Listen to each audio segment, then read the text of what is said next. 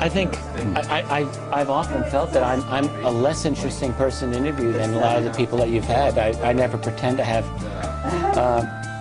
a lot of dramatic inside information that Camelot has really become famous for putting out. So I'm just a lot more pedestrian in my. That is such a lot of nonsense. I'm like the. Well, we could get that on camera. That is nonsense. Are the cameras rolling? I think that you should introduce Rich. Okay. Okay, because you got the deep history here. Deep, very deep. No, yes, I have the deep info on Rich. Spill the beans. The 411. Here we go. As it were. Okay, this is Carrie Cassidy. And this is Bill Ryan. From Project Camelot, and we are here with Rich Dolan, and we are about to do a future talk with Rich Dolan, which will be very interesting. And just to refresh the audience's mind on what a Camelot future talk is all about, it's basically sort of a roundtable discussion between the three of us. It's not so much to go into your material, because although you are the author of UFOs in the National Security State, and they're Volume 1 and Volume 2, and they're huge, thick books, and you're an incredible historian. Highly recommended. I want to plug these books on your behalf. Please do. Yeah, yes, I really want absolutely. to. I really want to plug guys. this stuff. They're very, very. It's a wonderful historical document, and possibly, in future times, it'll be considered one of the most important historical documents of this critical time. Thanks. Yes, I would say it is the quintessential history of UFOs as we know them at this up to the year you ended on, and I'm sure you're off to the next one, right? I am currently working on that third volume, which will take the story to the present day. That's right. Yes. Yeah. Yes. Are you going to be able to catch up with the present day, or is the present day accelerating away from you? Well, who knows? I think that I'll have the third volume done in about 2 years, coincidentally with toward the latter part of the year 2012. Won't that be interesting? Possibly I'll have it finished on December 21st, 2012, for all I know. Good job. Okay, well, I have to say that we're all three extremely verbal, so this is going to be a real challenge to speak one after the other rather than on top of each other, but we're going to try. Let's do our best. So, and it's fun to be with somebody who really is as verbal as we are. So, at any rate, I would like you to give a little bit of your background for the people that will watch this, won't know anything about you, because, you know, the whole Rhodes Scholar finalist type thing, whatever, however you say that, and... Yeah, sure. I've, been writing and researching UFOs for a little over 15 years now, since the mid-90s. Prior to that, I was Mr., academic PhD wannabe. I was working on a PhD in Cold War Studies at the University of Rochester in New York State. At that time, I was focusing on the presidency of Harry Truman, the birth of the national security apparatus that I've come to write about in my later books. In particular, I was doing a doctoral dissertation on Truman and this particular document called NSC 68. In national security, among those historians, it's actually a very well-known Cold War type of document. That was my thing. Prior to that, incidentally, I was a finalist for the Rhodes Scholarship. That was when I was an undergraduate student at Alfred University. My professors encouraged me to apply for the Rhodes, and I made the final cut, so not too bad. That was an interesting experience, incidentally.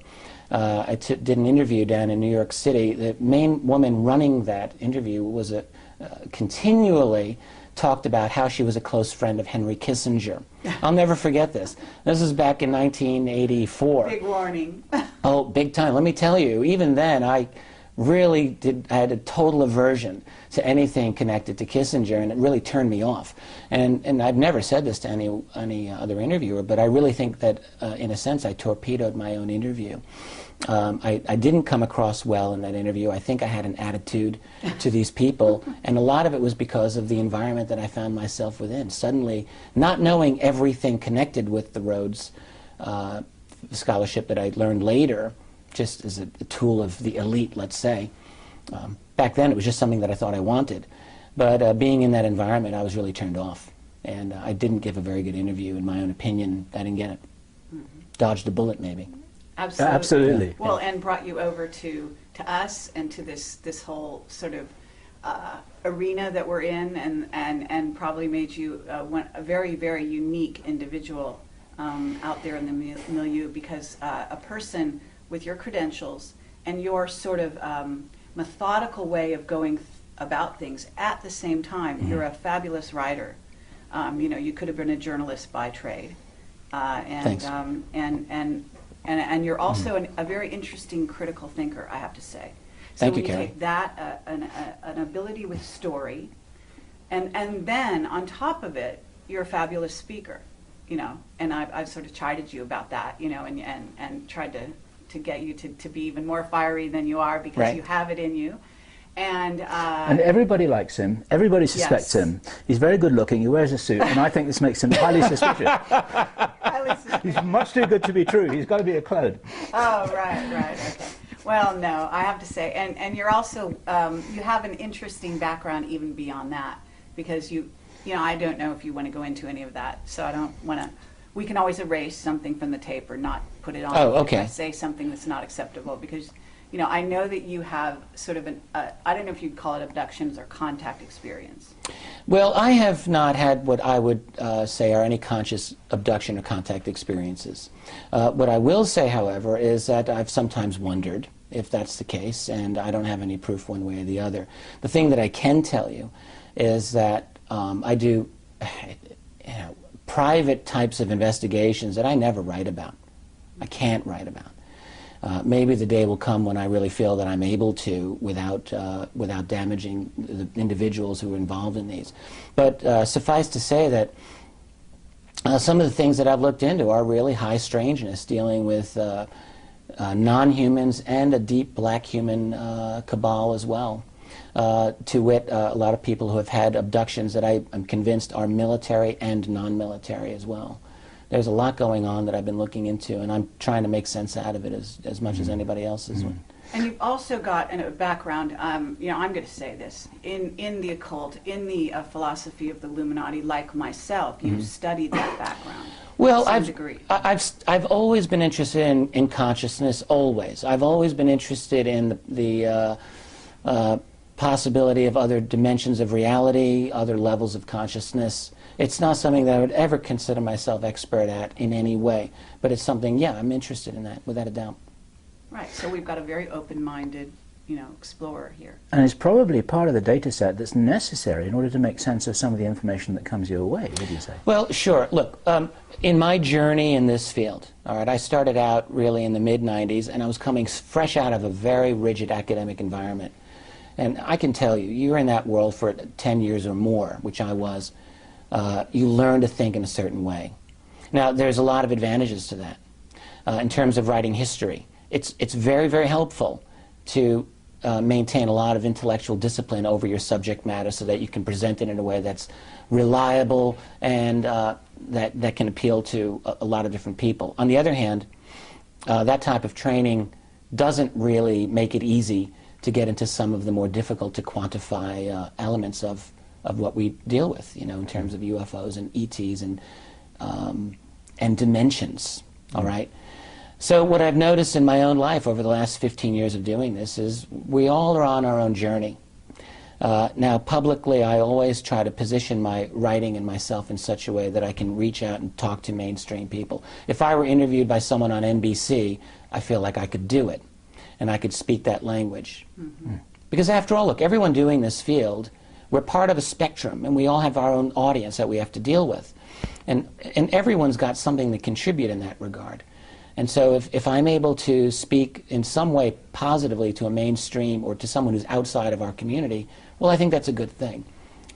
However, the longer you stay in this field, all right, the more obvious it is that this is a messed up, strange field. It would be like if I were to just stick to little nuts and bolts, you know, sighting reports. It would be like going to this beautiful beach with this huge ocean and saying, yeah, I'm going to go feel the water for a while, and I go out and get my toes wet. And then I walk back and say, okay, I'm done. I mean, without just going for a swim. At a certain point, you got to swim in the water. And so I feel that I've done that. So, which is to say that, yes, I've encountered a lot of things that are very, very bizarre, that have challenged my own conception of what is real. I'll give you one example, and it's something that's second nature to probably you and many people listening, is simply the mental connection between people and these other entities, these other things. How many times is it that we come across a case where someone will say, I had this urge at 2 o'clock in the morning to sit up in my bed and look out my window, and I did, and there was this orange glowing ball out there. So what does that tell us?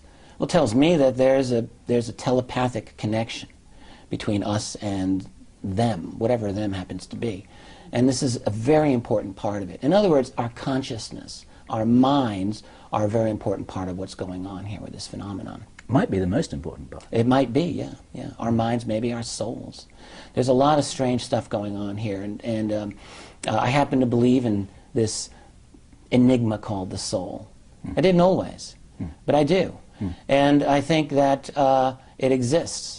When this body of mine dies, when your body goes and decomposes, there's going to be a part of you that remains, that non-local part that the ancients called it the soul.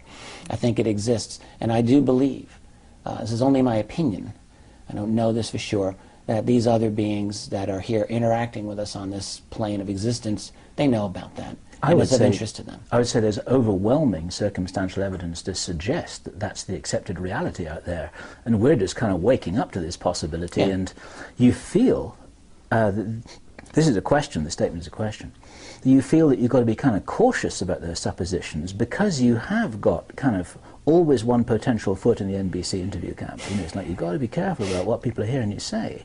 And you've got a reputation to kind of defend and blah. Well, honestly, I've made so many statements at this point that if they really wanted to trash me on NBC, they could do it. They'll use this interview among many others that I've given. So, you know, with that in mind, I'll just, if I get that opportunity again, I'll just have to deal with it best way I can. That's well, life. good for you. Yeah. I mean, for us, I guess, if I dare speak on your behalf, this is a self-evident given. You know, I met so many people, myself included, who have vivid memories of past life recalls. These aren't inventions. You know. Yeah, absolutely. This is for real. Yeah. And it's like it's an axiom. It's not a hypothesis. And there's been some very good work done on this, even in the much more there's been a lot of quantified data that's available on this, going back many, many decades. So yeah, I'm absolutely persuaded of it as well. Yeah, Did you ever meet John Mack? Briefly, on one occasion, I did. Yes, it was in 2002 at a function for as a kickoff for Steven Spielberg's miniseries Taken, and that was in New York City for the Sci-Fi Channel. I would love to have talked with John Mack more, because I've always had a high regard for him, but it was such a crowded function. I was a brand new guy on the scene. I'm not sure if he knew much about me at all. Someone shoved me in front of John Mack. There's all of these other people around, and I chatted with him briefly, and we were very polite with each other, but I don't think I made much of an impression one way or the other on John Mack. I would like to have had a chance to have talked with him, and unfortunately that never happened. It just might interest you to know that the book he was working on before he died had to do with consciousness. So that it all comes back to consciousness, ultimately. And I find that with researchers in this field, that you go out, you do all your, you kind of drill down in different areas that interest you, maybe nuts and bolts even, but ultimately it comes back to consciousness and to what, the heart and the mind and the spiritual aspect of what we're really interacting with. If I can just jump on top of what you just said here, I totally agree. I find that in my own life, every year or two, I'm reinventing my own paradigm of what is reality, and I'm expanding my own consciousness.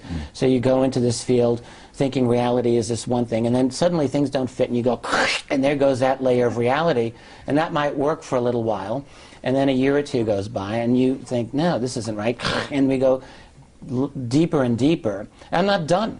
Yes. I'm pushing 50 now, and I'm still doing this, and I think that's the best thing. The number one best thing about having gotten into a field like this is that it has challenged my understanding of what reality is. Whereas, honestly, I think most people, they hit the age of, say, 30 and they're done. They've spent the rest of their lives filling in the blanks of what they think they know. Let me give you my own perspective on this, because just over dinner I was talking to some people about collecting the jigsaw puzzle bits. Okay, it's not a metaphor. And you're trying to make it fit into the picture that you think is on the box. You haven't actually seen the picture, but you've got an idea of what you think it probably looks like. And they don't fit. You try and force it to fit, and if you're honest, they won't really fit. And then the picture's got to get bigger and bigger and bigger. And this picture is pretty darn big, and you can't throw out any of the pieces. And what kind of goes with that is something to do with intellectual honesty of research, which is that you have to go where the data leads you. Exactly.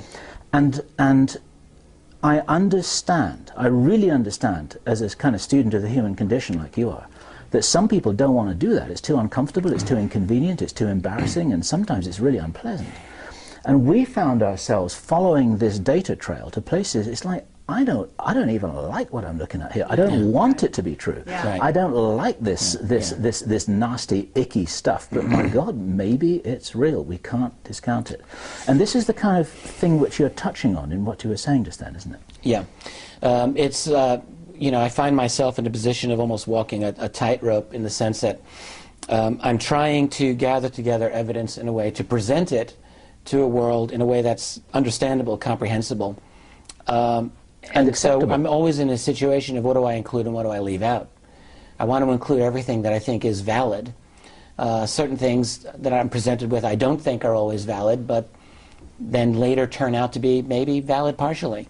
And it's hard always to know at the time what to work with and what not, and that's a messy business. Let me say that your presentation yesterday, I guess it was excellent. Thanks. And I think that this talk that we're having here can also touch on some of those subjects. And sure. I'd love to kind of go down some of those roads with you. Absolutely. Because, you know, you're dealing with Camelot, and we are on the, in many ways, from many people's points of view, the far reaches of the fringe.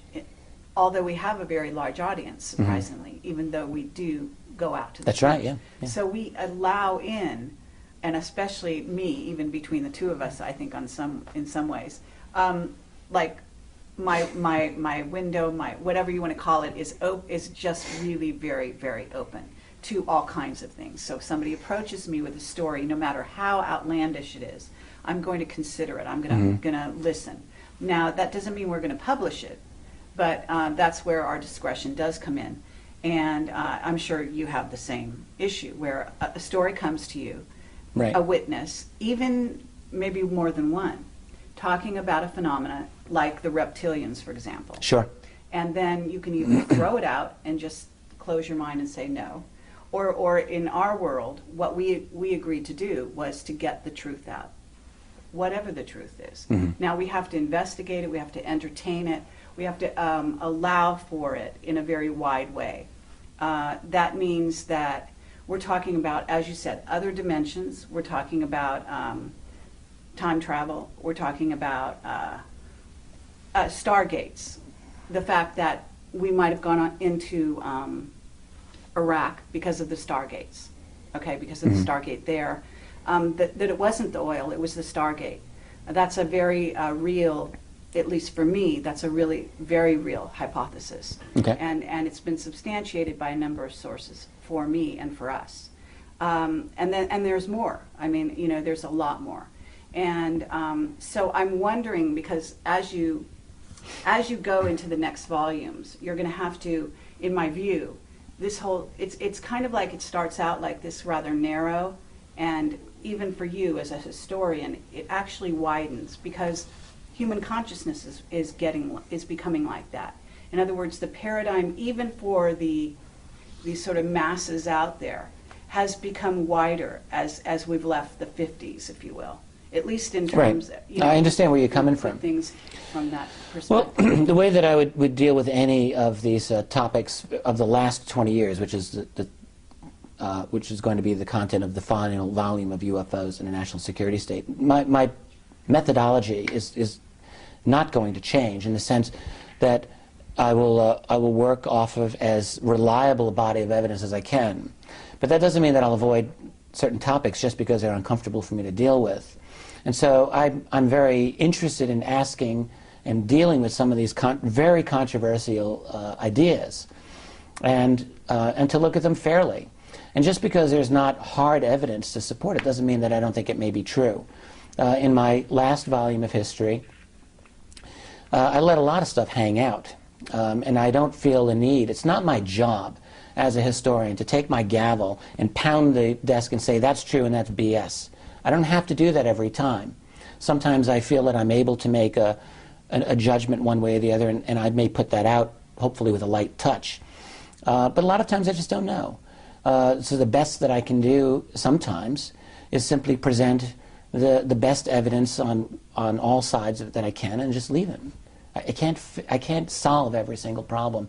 And really it's beyond any one person's ability to solve every one of these issues. It's too much. It's a minefield of 500, 1,000 or more hot topics that just don't easily allow for solution necessarily. Yeah, it's like a hall of mirrors. One thing that I really loved that you did in your presentation yesterday was when you talked about the fact that there's actually created what you called a breakaway, almost a breakaway civilization.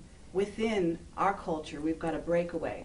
And I would call it almost a rogue culture. Yeah, I think that's one way to look at it. In many ways, and we were talking to Bob Dean about this yesterday, and you know, he's actually like a leader in sort of our arena as a spokesperson in many ways, having come from, you know, really having a secret, above top secret clearance, and then moving into our sector of things. And so he's had real hands-on, you know, involvement in that sort of breakaway civilization, if you will. But he's come into what is the masses. And we were talking about the fact that there's actually a division now between the two lives. And you, I think you illustrated this wonderfully on your presentation. Thanks. Well, yeah, the basic idea is something that I've been working for the last couple of years. I introduced it in Volume 2 of my history and expanded on it in AD. And the idea is really not a complicated one. It's it's based on the idea that if you go back 60-plus years, we've recovered a piece of exotic technology from Roswell or some other crash retrieval, let's just say. You have teams of genius-level scientists looking at this with a lot of money, lots of layers of secrecy, and a lot of time. And so at a certain point, I think we can assume that they're going to have one or more eureka moments where they understand this technology in ways that are going to make a difference. That might mean they can improve integrated circuits or develop fiber optics, but it also might allow them to have breakthroughs that are even more exotic and better than that. Let's say anti-grav or, you know, field propulsion technology. Now, if they make that type of a breakthrough, that might be something conceivably, I think probably, that their superiors would say, you're not going to be sharing this with the rest of the world. That's a little bit too important. Something like anti-grav, for example, would take down the petroleum industry. Poof, there it goes. Because whatever these objects are using to go from point A to point B, it's not petroleum. So that by itself is a world changer, and it would be withheld, of necessity, in the opinions of those people managing this secret. They're not really out looking for the betterment of humanity as a whole. That's a little bit too grand for their scheme. What they want to do is maintain their position vis-a-vis other players. So what would happen then? Let's say that you make a breakthrough in the 1960s on field propulsion and you start to develop your own fleet of flying saucers. Well, the way science works, of course, is that it doesn't just go at a linear thing. It's exponential. It builds on itself. And so that it's really not inconceivable, is it, to imagine one breakthrough leading to a new understanding of some fundamental scientific reality, which may lead to another breakthrough, and on, so that this clandestine group suddenly starts leapfrogging, jumping, and now the next thing you know is they are way ahead of the rest of us. Is that possible? Absolutely it is. I'll give you one case in point. I had a conversation years ago with a former NSA scientist who told me point blank that NSA computing capabilities in the mid-1960s had them running at a clock speed of about 650 megahertz. Now today that's chump change, that's nothing. Everyone's got laptops faster than that. But the key point is that the personal computing world didn't reach that clock speed until around the year 2000. So that the NSA was 35 years ahead of the rest of the world. That's a lot. So what would be the case? And then you ask, where are they now? you know it. And in the case of a group that might even have something ahead of the NSA in terms of ET technology or capabilities, where would they be in terms of AI, in terms of nanotech, in terms of biotech, in terms of the ability to go off-world, in terms of the ability to deal with dimensions? I think that this is all very significant. What it means is that they are, in a sense, a different civilization than we are. I mean, what is a civilization? Well, it has to do with your level of technology, your cosmology, your understanding of your place in the universe, and all of those would be different with these guys. And so I call them a breakaway civilization. They've broken away from our own. That doesn't mean, by the way, that they never interact with us. I mean, they've got families, they've got reunions, they do their thing, but they also live in this other world. And my theory is simply that the farther ahead they get, very probably the harder it's going to be for them ever to try to bring the rest of us up to speed. I can see this being the case. Even if you've got sympathetic insiders, and I believe there are, they might be asking themselves, how the hell do you bring in 7 billion other people now who live in this little cartoon version of reality compared with what we've got? How do we bring them up to speed, even if we wanted to? That may not be easy to do. And do we want to? That's one of the bigger questions. Exactly. If you look at the Georgia Guidestones, and you read the Iron Mountain report, it's highly possible that they'd rather just kill a good portion of them. Let us die off in some way. Yeah. In light of that, now that we've kind of painted that picture, I want to touch on the idea that we are actually a bridge. That the disclosure that we're involved in, that we are out disclosing, okay, sort of in our way, through these kinds of conferences, through the books we write, through the things, the interviews we do in the case of Camelot, and so on. And we are actually, people come to us and say, oh my God, you've changed our life. So we are able to change their paradigm out there by bringing them along. And the people in the one half of the civilization, the very accelerated half that is basically the hidden portion, depends on us, in my view, as that bridge now, because they begin to realize that the gap is so wide that it's almost impossible for us to coexist. We're a valuable asset. I think that's a great point. And so are you. That's an excellent point. And so instead of killing us off like they used to want to do, and they did, and there's documented evidence of that, within a parameter, and actually I feel like at this point they actually don't kill people so much because they figure they've won the game and they're in charge to such an extent that they no longer have to kill people to get their way. They may mind control them, but they don't kill them. So ultimately what they're doing now is using people like us to bridge that gap, to begin to bring disclosure of what they've got going on, so they have leaks down to us. Along those lines... Let me jump in as well. Please, go right ahead. Okay, sorry. Now, I'm going to infuriate you by... I'm not reinterpreting what you're saying, but I'm putting it in a metaphor. And it's a metaphor that I really, really love. And it's a reaction. It's a controlled reaction, like a nuclear reaction in a reactor. And to speed it up, you take out the control rods. And if it gets out of control, you don't want it to be like Chernobyl. Then you've got to put the control rods back in there again. And the control rods are leaning on people to say, you know what, don't say that if I were you. You know, you might never see your dog again. Or in the olden days, it might have been something much worse than that. Now, I think things are done in a more gentle way. It's just a whisper in the ear, and we've had a few of those. It's like, you know what, you should really run that past me first, read my lips, and all this kind of stuff. But sometimes they want the reaction to accelerate a little bit, and then and then someone will have the go-ahead who you've called, who's an insider, to say more than you thought they were going to say. Right.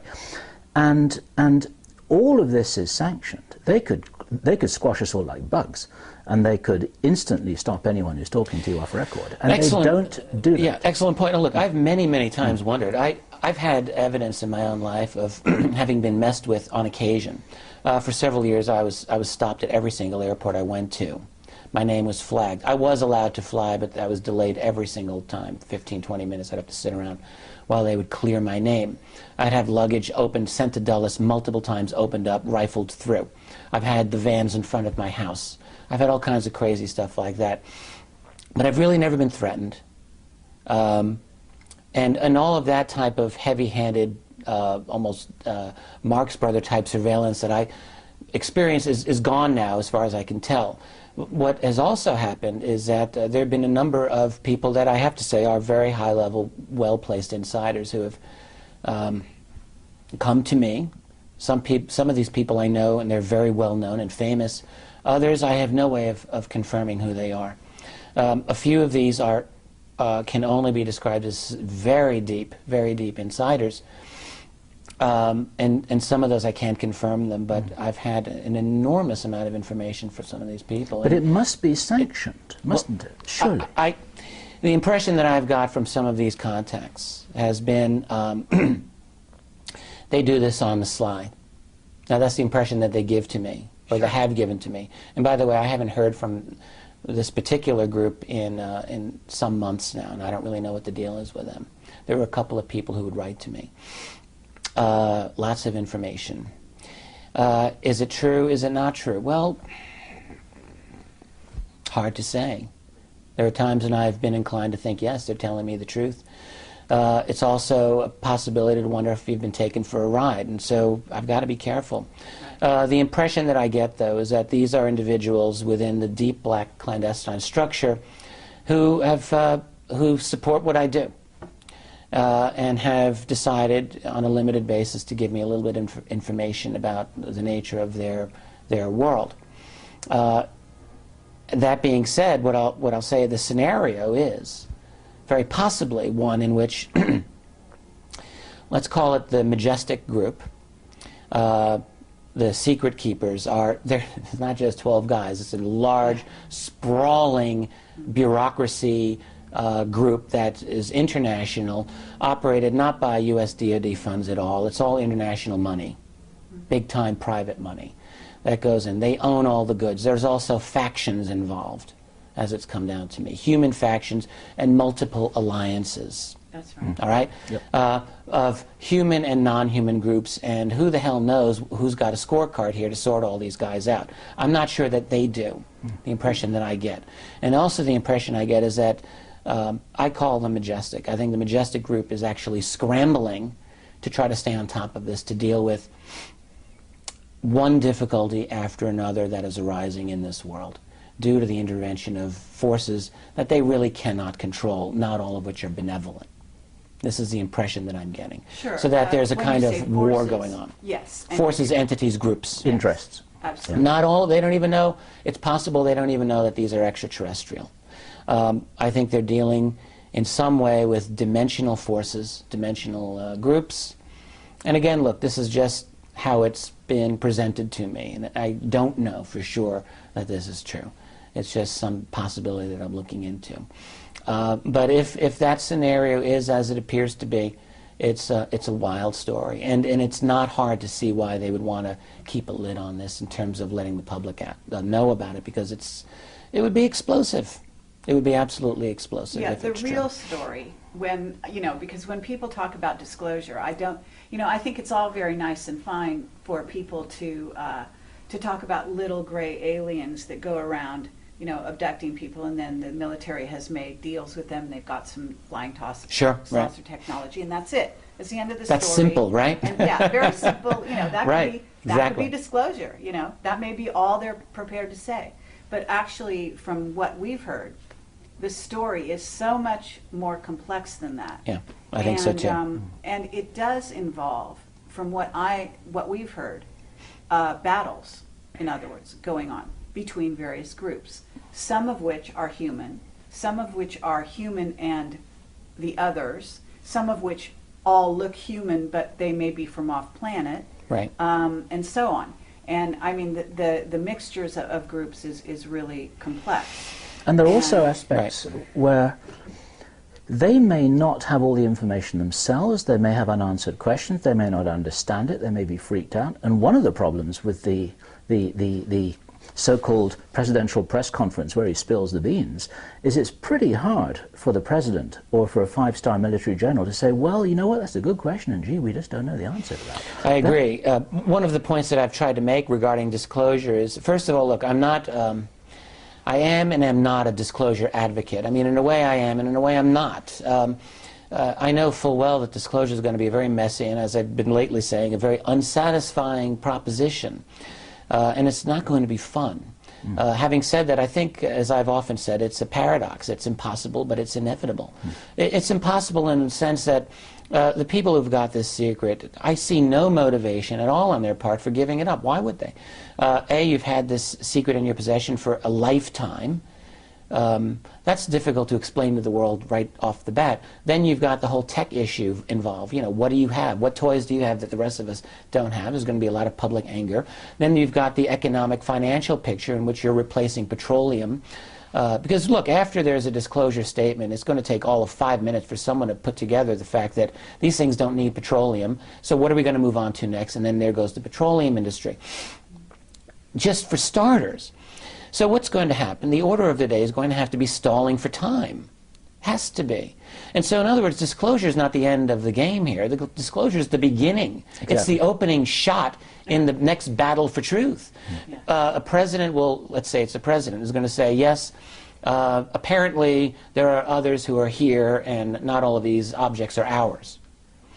Well, then what? How do you deal with abductions?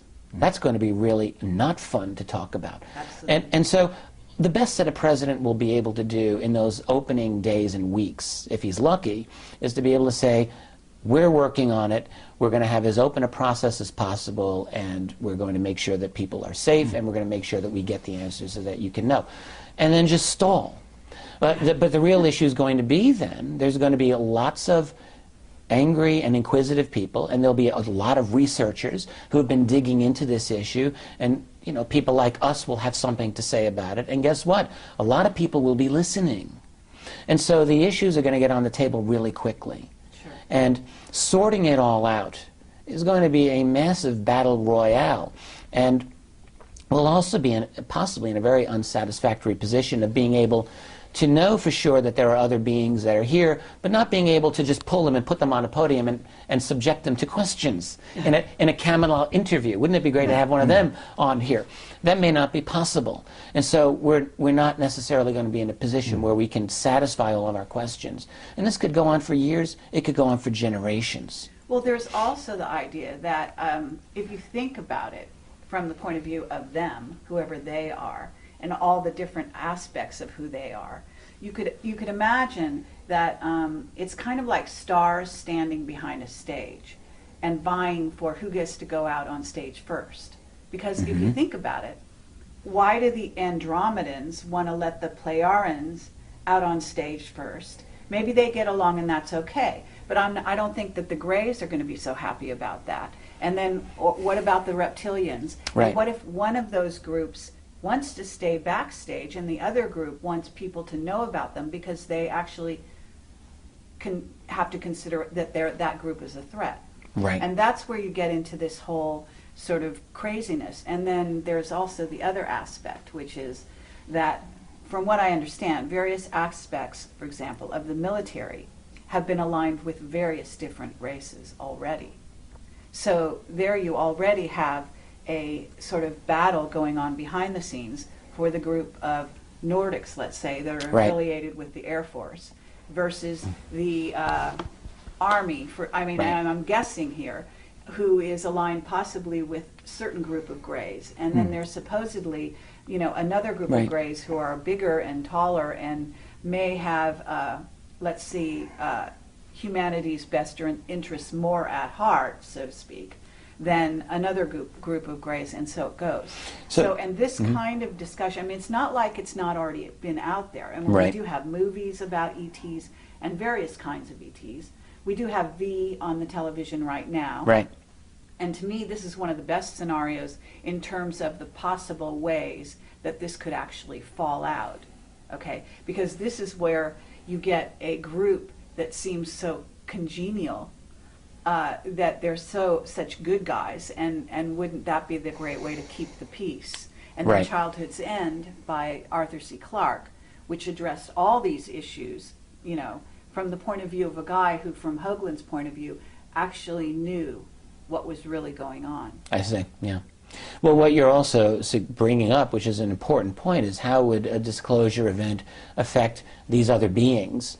And another thing that comes to mind is simply, would there be contingency plans in place? There have to be, to deal with disclosure. And would that mean a quick military-type action by one group against another? Is that a possibility? I mean, what the impression that I've sometimes gotten from various sources that I've talked to is that there is possibly a kind of clandestine war going on.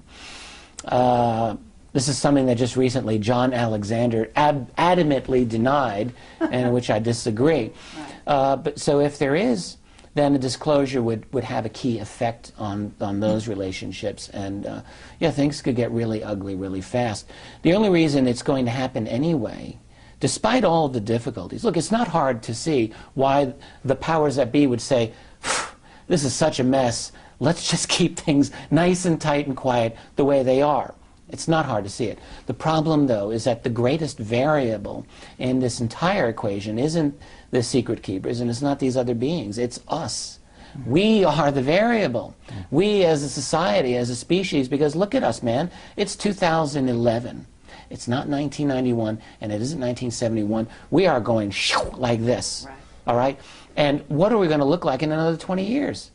40 years? Good Lord, man. We're going to have a world in which AI is going to be ubiquitous and strong. Computing into, your personal computer might have an IQ of 500 or 1,000 for all we know. And it won't need coffee to get its mojo going in the morning, and it won't need sleep. It'll be able to pull any bit of data off the web, bam, like that. We ourselves may have nano chips implanted to enable us to communicate with the web. What are we going to be like? And then there's biotech in general, genetic modification. In that scenario, in that world, all right, here's the thing that's become very obvious to me. These other beings, see, they've got to know this. They know that we're about to leap right into their world. Absolutely. And so that they've got to be interested in us supremely right now, knowing this. And so that we're going to be in the position within 20 years, I think it has to be the case, where we're going to have this capability of detecting just exactly who they are. I almost can't even begin to imagine how crazy the world of the next 20, 30 years is going to be, with the reality of a non-human presence interacting with us, with a greater understanding of dimensionality than we do today, with greater capabilities in our own selves and with our tools like computers in understanding this. It's going to be crazy. Okay. Let me ask you the kind of question that I would have loved to ask if you were able to take questions after your presentation. And I'm not a negative guy, and I'm not a devil's advocate by natural persuasion, but some people watching this would want us to ask these questions. Okay. Is it possible that the level of complexity that we could be crashing into could be another whole level of deception, like the kind of macro scale version of the military saying, you know what, those Roswell, it was top secret crash dummies, that kind of thing. There are various ways that this could happen. So, well, can you be more specific? So, like, what kind of scenario are you referring to? Okay, right. Okay. If I was a Pentagon general with a really nasty, controlling, evil intention, I would think, you know what? The best way to break this to the world is in a crisis footing where people are so panicked and so freaked out that they're not going to ask the smart questions. They're going to be worried about their survival. Okay. Hence, you end up in the whole Project Bluebeam situation, right, where you get a War of the Worlds situation where you got these aliens coming down, shooting people up, whether it's real or not, and suddenly the reality is disclosed because it's all over the television screens, or you've got the Independence Day stuff with the big ships, whether they're real or not. Right. But no one's asking these questions, which in peacetime, as it were, we have the liberty to ask, because people are thinking, my God, we're pleased we've got a strong military that's able to save us against this stuff. No one's asking the smart question. Well, look, we live in a world of false flags. We all know about 9/11. We know about a whole bunch of other things. Remember the anthrax scare? Gee, wasn't that interesting? We live in a world in which we are lied to and manipulated. And so in terms of scaring the hell out of the public in order to create a global fascist state is something that we have to be very vigilant about. I agree with this. And it also solves the problem. It solves the disclosure problem, you see. Well, sort of. It does and it doesn't. I mean, in terms of Bluebeam, I just want to point out, I did some investigation of Bluebeam as well. There was supposed to be a Bluebeam event, if you recall, on October 13th. I know, it's nonsense. Yeah, it was nonsense, and I said so long before it happened. So did we. Good. The origin of the Bluebeam theory was from a guy named Serge Monast, and you know, I looked into his background, and the fact was, it's just a load of nonsense, in my opinion. But the theory, as a tactical device to use, it makes strategic military sense that some people might do this, surely. The question is, you know, getting the details right. So you're going to have to convince the world that there is a hostile alien threat and they're about to get us. So you're going to have to come up with, presumably, documents. You're going to have to come up with ETs. See, part of the problem is going to be convincing the scientific community about this. All right? And no matter how you put out the disclosure, there's going to be an issue of persuading, say, the National Academy of Sciences, which is a very, very, to call them skeptical on UFOs is a gross understatement. But putting the ships above, you know, all the major cities around the world would kind of close that statement. So which unless which there are ships? holograms that are so persuasive. But you wouldn't even. But you wouldn't even have to. Ships. But would I mean, persuasive wait. holograms really do the job, ultimately? You wouldn't We believe they have the craft. Okay, so we know they have superluminal travel now. We know they've got black triangles. We know some of those UFOs that people are seeing are military. Right. They're ours. Okay, whatever ours is, you Right. know. Right. And so, look, they don't even have to have all holograms. They can do a combination of. And the thing is that I agree with you in the sense that I've always said this. In fact, if they do attempt a Project Bluebeam type invasion scenario with the craft that they have and some holograms and so on and so forth, that ultimately the real guys are going to have a say in that scenario because they're going to say, well, wait a minute, dudes, we are real, and Exactly. we're going to come down and actually have a counter. All of this is counter predicated. message. It's all predicated on the fact that these other beings are not going to do a thing about it. Right. Seems to me, and that's taking a mighty big risk. Because they're so involved right now. I mean, if we, you know, we're in this sector where we're getting disclosure and we're getting witnesses that are having contact constantly, not only people like us, but possibly yourself, but certainly many, many people that attend these conferences and many that don't. People that write to us every day, every single day. I get emails, all the stories. You wouldn't believe it. It's amazing. You know, I had one woman just come up to me yesterday and say, you know, from Puerto Rico, and say she has a crystal child and that we saved her life because of an interview we did. Because her child was able to see, documented on on the screen with us, what he was seeing in his real life, and he was having trouble living in that sort of mainstream paradigm in which the world we talk about doesn't exist. So, I mean, that's what we're dealing with. We're dealing with ETs that are actually, they are involved not only with our military, but with us. The way they're involved with us, in some cases, is much more secretive in many ways than even what we understand from the military, because we hear that, you know, Dan Burish says he's working side by side with them, and we've got Henry Deacon who said the same thing. We've got, you know, Bob Dean saying they're walking the halls of the Pentagon. The easiest way for the ETs to influence our society, whatever their intentions are, however many different groups are involved, is to incarnate as us and then play the game from within. I think that's actually, I believe that's what's been happening. That is happening as well. You know, if any of us were non-human looking ETs and we were interested in this society down here and we would want to influence it, well, you'd either want to put your people, get some of those people to work for you, or you would create your own, or you would somehow work to infiltrate that society and manage it, so that when it gets to a point where it might be a real pain in the neck for you to deal with, you're in a position where you've got influence within or control over it. Your own team on the ground. Right. You've got a whole bunch of sleepers. And I think that this is absolutely a real possibility. Absolutely. you know, figuring it all out is going to be a very difficult situation. The one thing that I tried to do in writing this book, by the way, is to show, yes, there's the possibility of these very, very bad scenarios taking place. I tried not to avoid any of that.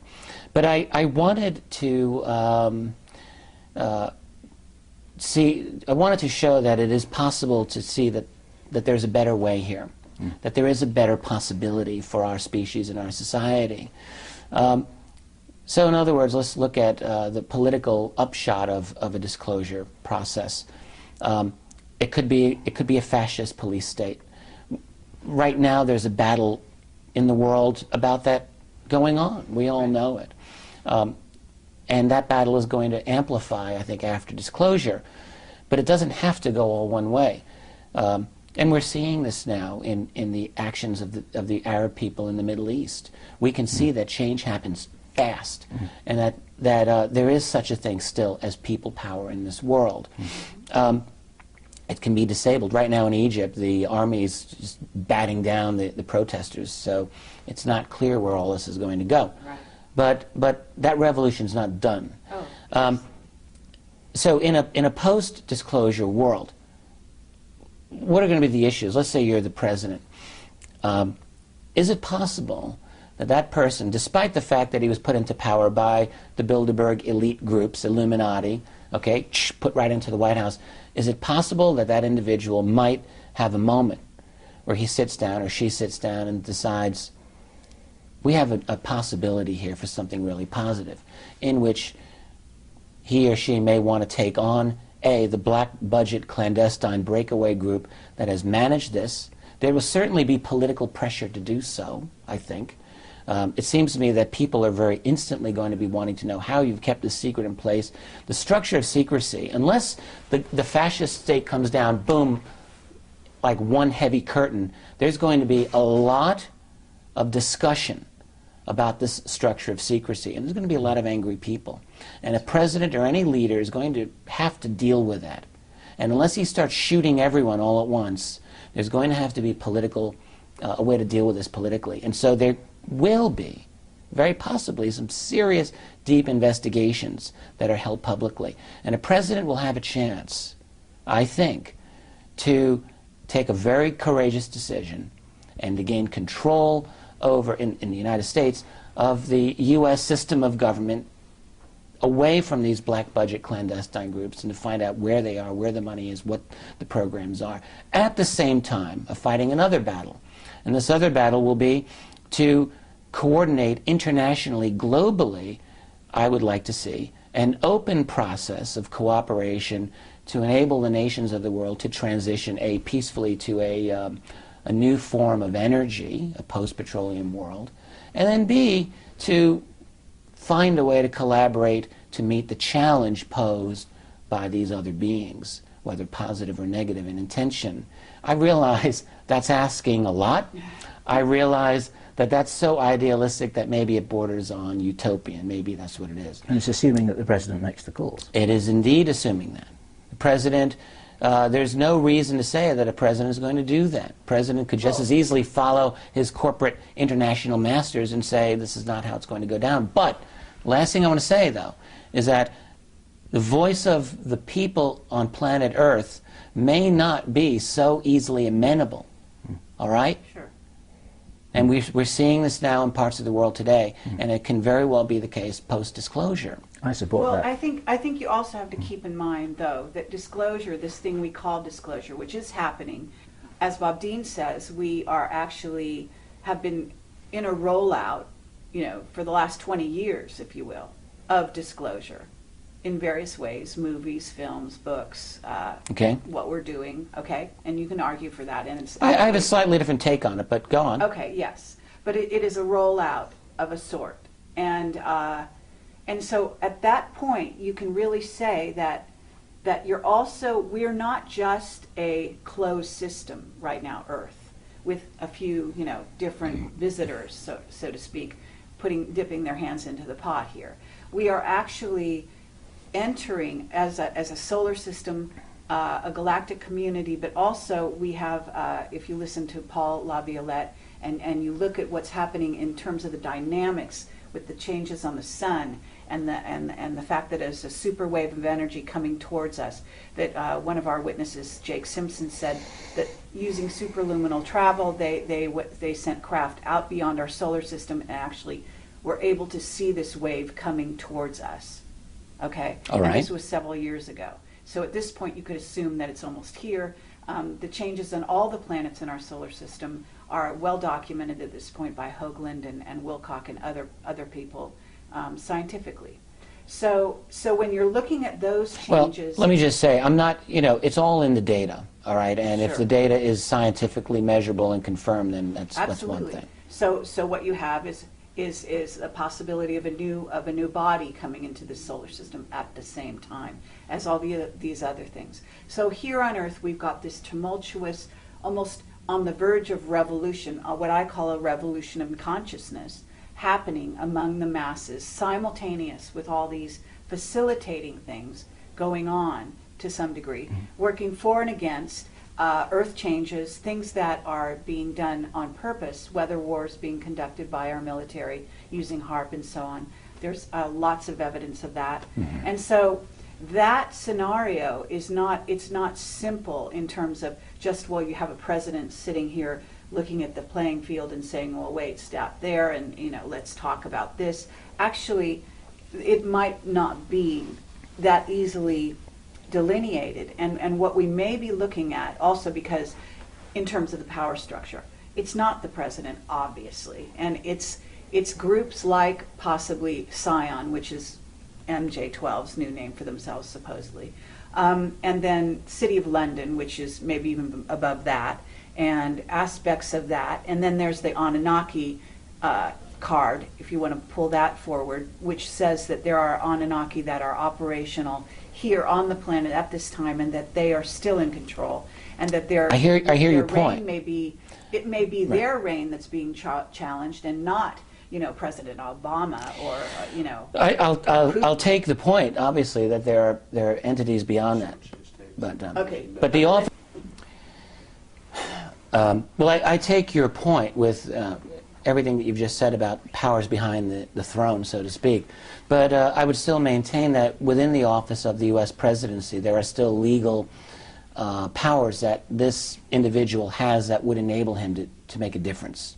All right, officially speaking, in our world, the office of the president has substantial power. The fact is, we all know that it's been mitigated by all kinds of other factors around it. But that doesn't mean that such power can't be reclaimed. And this is the thing that I would like to see in an after-disclosure world. I'm not saying it's going to happen. The last person who tried to do that might have been Kennedy. I think so. I think we could all agree that John F. Kennedy was taken out for that reason, that he was a real problem to those people. But it doesn't mean that a future leader won't have a moment of courage and a moment of insight and make a decision to say, let's do this the right way. Let's do this for the betterment of the human species. Why should we ever rule that out, especially if there's a large global movement among the people to do that?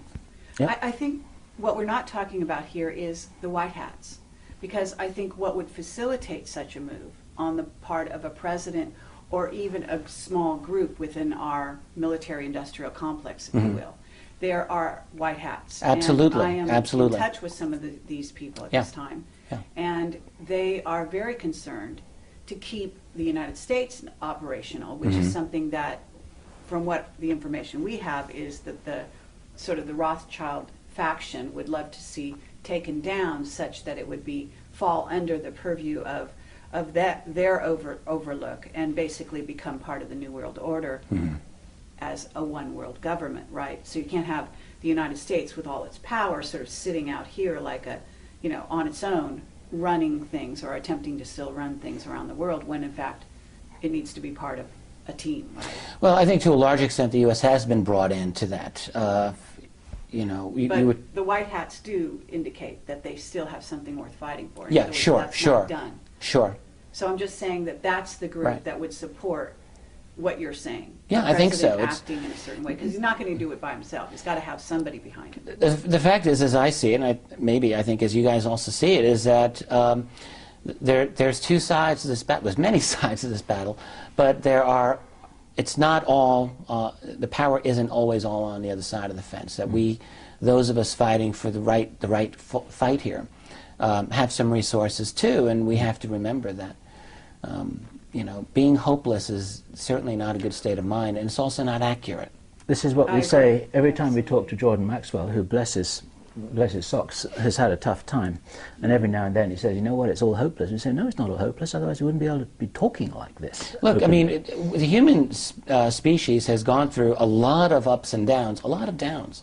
We've had all kinds of crises throughout our history: famine, deaths, injustice, crashing down of empires, barbarian invasions, and all of this.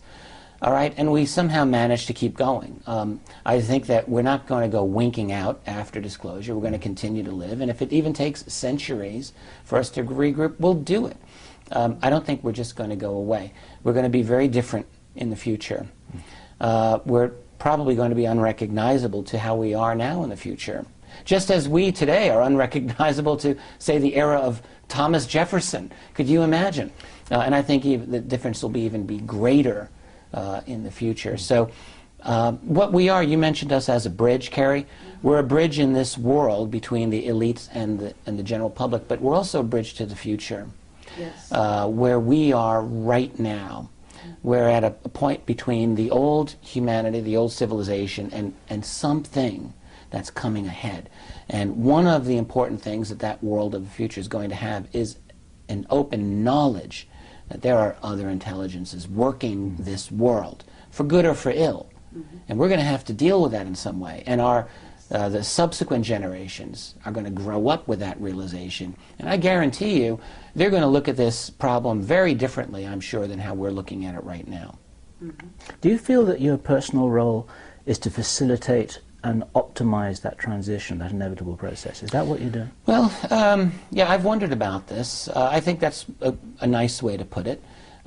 More simply put, I think that my role is simply to learn and communicate as responsibly as I can. I learn what I can learn. I try to provide as rational a voice on this process as I'm able to do, for better or for worse. But you're being more than just an academic historian, aren't you? I ceased being an academician many years ago. I carry that training with me, but I'm an independent scholar, I guess is probably the best way to look at it. And yeah, look, I agree. I think that what I would like to be in my heart of hearts is someone who can really help and make this a better world, not a worse world, and to transition us to as good a place as we can be in the future. One of the team of midwives of the birth of a new world. I like the way that sounds, yeah. Yeah, absolutely. I think there's a team of us, if you will, and I think there's also the potential for the positive view, as you're talking about it, of the future, that involves this revolution in consciousness that is happening around the planet, and I think that in spite of how it's being used and how it will continue to be used, this wave that's hitting the Middle East and various countries. That having traveled there, having even been there recently and been, in communication with the locals, I can tell you that on the ground, this is really where the hearts and minds of people is around the world. This is not just a CIA-motivated coup type thing going on. This is real. And it's as sure real, seems like that to me. Absolutely. In the streets of Egypt as it is in Jordan and so on. And we travel constantly as you do often. And I have to say that's for sure. Yeah. Now, at the same time, there will be an effort to twist some of these things around, just as there has been with the WikiLeaks, for example, saying, he's on the payroll of this one or that one. Oh, yeah, yeah. But the information comes out. Exactly. Bottom line, the truth is coming out, slowly but surely. And that's really the wave that we're all behind, in my view.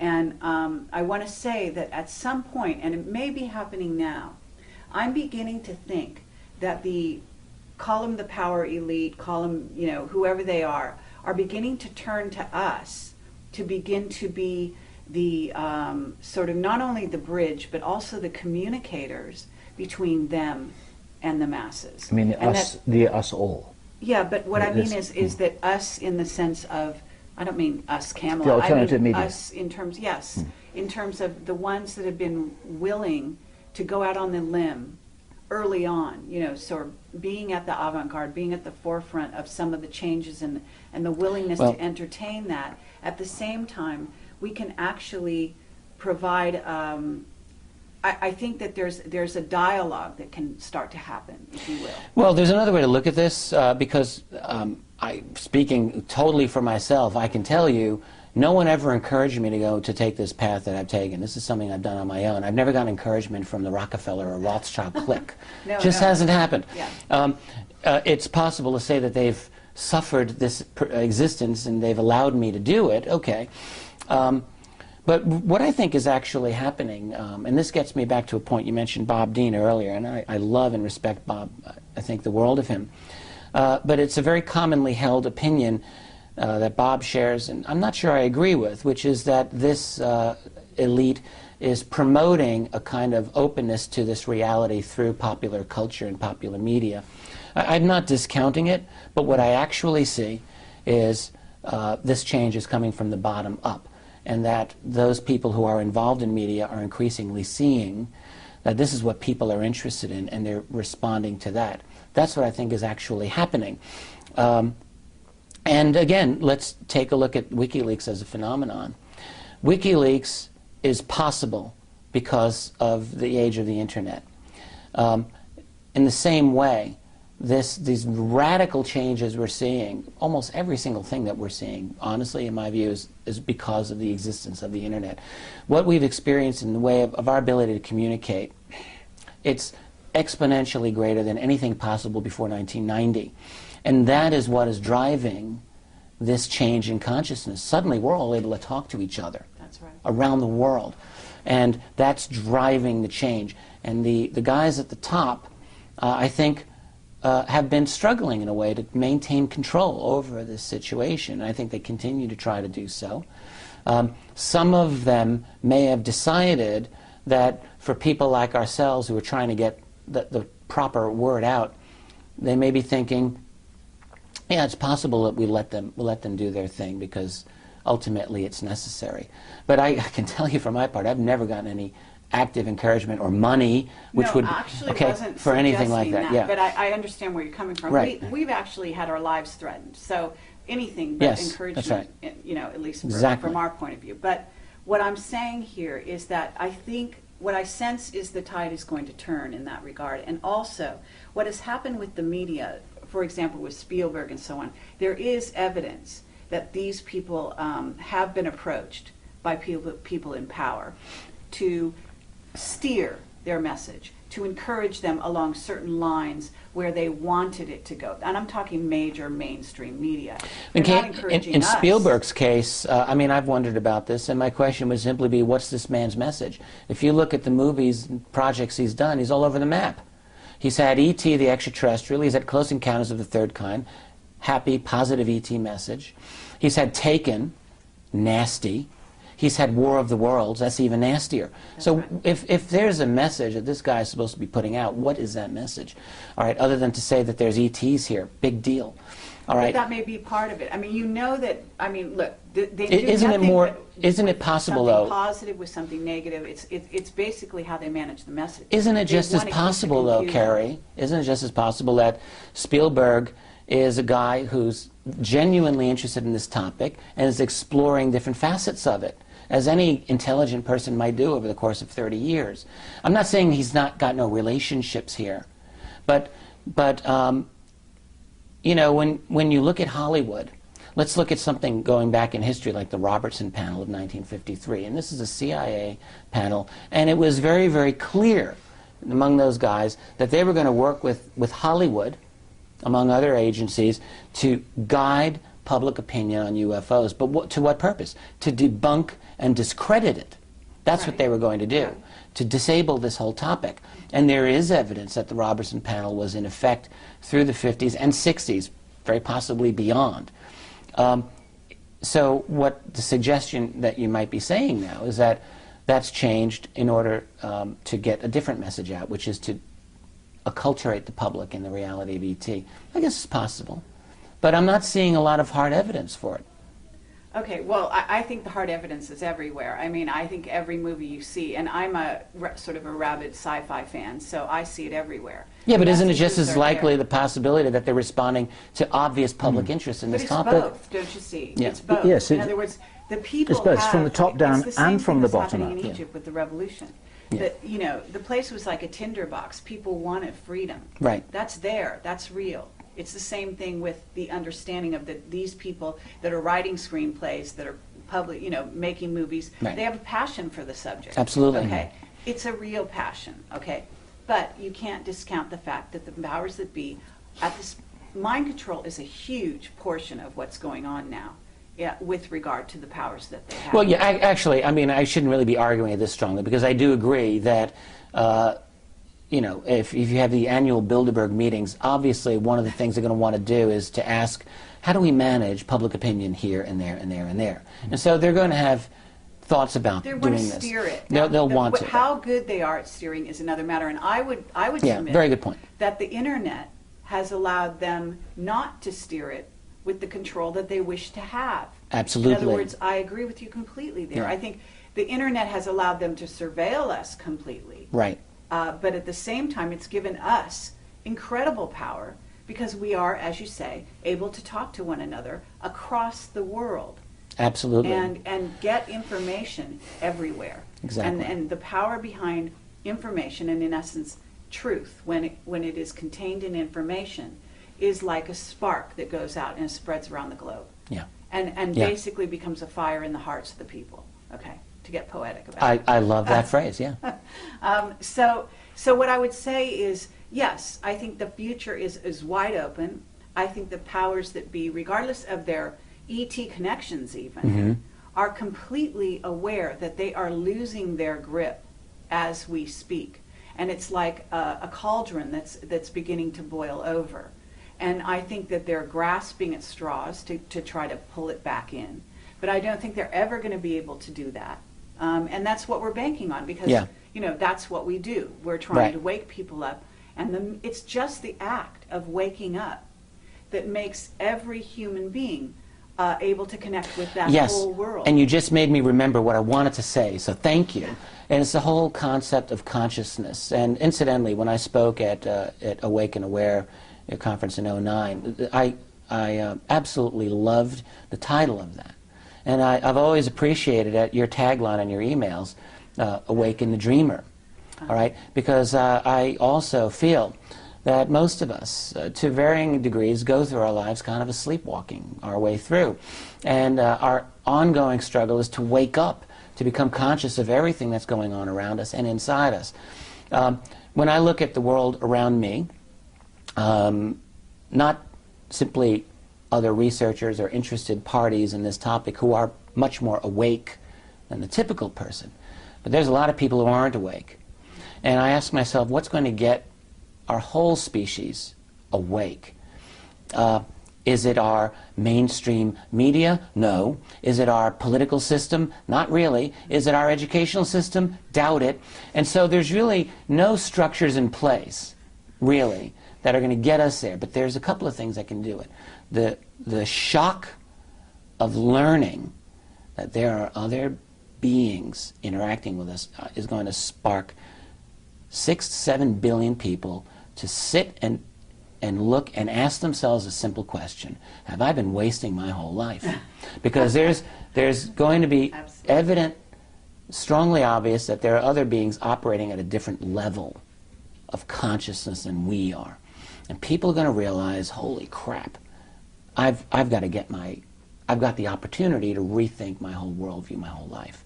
And that is an opportunity for humanity to really move to a truly higher level of consciousness, to understand what it is we are and our place in the universe. And that can ultimately be the thing we absolutely need. Absolutely. I think that also the possibility of free energy that opens up, the fact that people will not be Well, living yes, from hand, that's you know, absolutely on critically a important thing. survival level. Right. That will change everything. Because if Totally you don't have agree. to starve and you don't have to work Right. 8 hours a day to support yourself, to pay your bills, et cetera, Right. if there's another kind of organization of society that can Right. happen, Right. then it's wide open. Exactly. The whole paradigm of previous human existence now becomes changed. You know, the reasons for just about every war that I can think of in human history has to do in some fundamental way with control over resources, over wealth coming from the earth. And if that really becomes moot in a situation of free, cheap, readily available energy, where goes war? I mean, maybe this is pie in the sky, but I think in a lot of ways it could be that after a number of decades we might just find that the motivations that we had for warfare in the past really aren't there. Now, of course, in the meantime, we'll have the very practical issue of having global military bodies around the world, and what do you do with them? It's going to be an issue. Do you just stand them down, or do they become police forces involved in the global police state? Well, they're very powerful and effective. Sorry.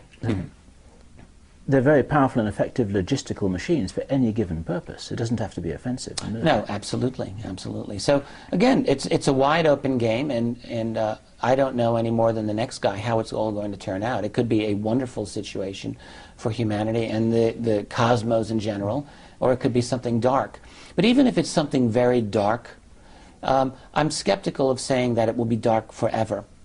Nothing lasts forever. Change is something that always happens, and it seems to me that even if it's 1,000 years, well, then it's 1,000 years, but something may change after that. I'm very much not inclined to think that even the worst outcome in the short term is necessarily going to hold forever. Here's a question to challenge you then. If you let go of the data that you've got, and I can only imagine the piles and gigabytes of data that you've collected in the last few years, what does your intuition tell you we have in front of us over the next few years? We've got a really nasty situation ahead of us, to be honest with you. I think that we've got, I think that humanity right now is the most interesting event in this portion of the galaxy. We are about to truly wake up. We're truly about to jump into the world of these other entities. They won't be able to stop it. And so anyone who's anybody is here right now looking at us and investigating our world, and very likely positioning themselves to get the best gain out of it. I'm not of the opinion that all of these other beings that can go across dimensions and stars are all necessarily spiritually evolved. And I think some of them are, actually, and I think some don't seem to be. So you've got a plethora of interests out there. And so what we're looking at is we're going to get a baptism by fire in the next lifetime. Us and the next several generations after us are going to have to deal with a lot of difficulty. We also have the possibility of some severe infrastructure interruptions, it seems to me. I mean, I was just reading about the airport in Tripoli right now, which is a sea of humanity with no sanitation and no food. And they're all just trying to get out of the country. Imagine that on a large scale, if we have big problems in terms of mass panic and difficulties associated with transitioning to new forms of energy, and financial problems and collapses and wars that may break out in the short term, it could be really bad. But if you take the long view, I think that I'm optimistic about our civilization and our species, to the extent that I think that we'll continue to exist, and we'll thrive, and we'll become something different, very different, and I'm hoping better than what we are even now. I think we're going to meet our multidimensional selves in the flesh and in other forms and fashions, and I think that ultimately that we're going to be better for it. And I think that this is the possibility that we're embracing, is not just, you know, a nice phrase, but right. Actually the reality starting to unfold like a sort of flower, if you will. Yeah, and you know, another way to look at that, I agree with you, is that when you look back on your own life, and I look at my life, it's there's an irony involved. No one ever wants to fail. No one ever wants to have life kick them in the teeth. But the fact is, when you look over the difficulties of your life, you realize that those are the things that made you what you are. And conversely, it's all the people who have had everything handed to them that I have no use for these people. They're the most shallow, weak, self-centered individuals, and when something bad comes their way, they fall apart. So really, the irony is you can't always get what you want, but sometimes you get what you need. And we need difficulties. We really do. And not to make it into some romanticized thing, but the fact is that it's only through overcoming challenges thrown our way that we actually become something better than what we were. Yes, as individuals and as a civilization. Yeah, I think so. Well, I think this is a great place to end, and I want to thank you, Rich Dolan. Oh, Carrie, it was a pleasure. Yeah, absolutely. Really was. That was Bill? fun. A long time coming, and it's worth it. Loved it. Good. Thank Wonderful. you.